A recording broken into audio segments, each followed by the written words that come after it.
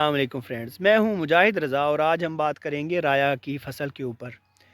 تو جیسا کہ آپ سب دوست جانتے ہیں کہ پچھلی دفعہ جو رایا ہے بلکہ جو تمام فصلیں ہیں جن کے اوپر کوڑا اثر انداز ہو سکتا تھا، تو وہ بہت زیادہ کافی حد تک متاثر ہوئی ہے اور ان کی پیداوار بھی بہت حد تک متاثر ہوئی تھی، اور ان میں ایک میں بھی شامل ہوں۔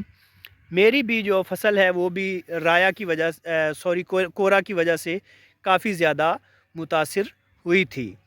تو ہوئی اس وجہ سے کہ جب کورے کی شدت میں اضافہ ہوا تو ہم نے زمین کو پانی نہیں لگایا تھا، اور زمین میں وتر نہیں تھا، بالکل خشک تھی۔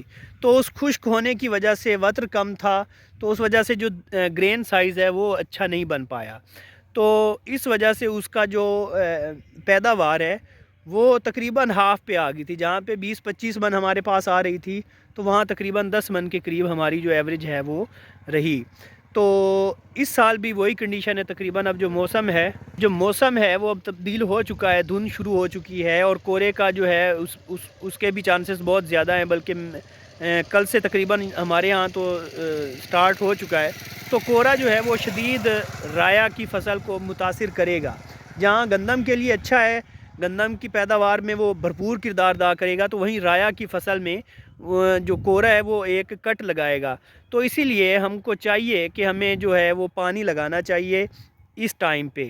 جو ارلی سوئنگ ہے وہ پچھلے سال زیادہ متاثر ہوئی تھی، اور جو 20 اکتوبر کے بعد کاشت ہوئی تھی وہ متاثر نہیں ہوئی تھی۔ تو جنہوں نے اگیتی کاشت کی ہوئی ہے ان کو چاہیے کہ وہ لازمی پانی لگائیں۔ ابھی آپ دیکھ سکتے ہیں ماشاءاللہ بھی یہ اس سٹیج پہ کراپ ہے رایا کی۔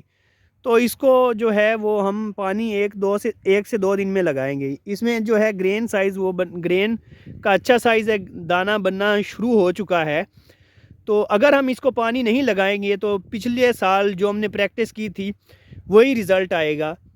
تو جن لوگوں نے پانی لگایا تھا ان کا رزلٹ اچھا آیا،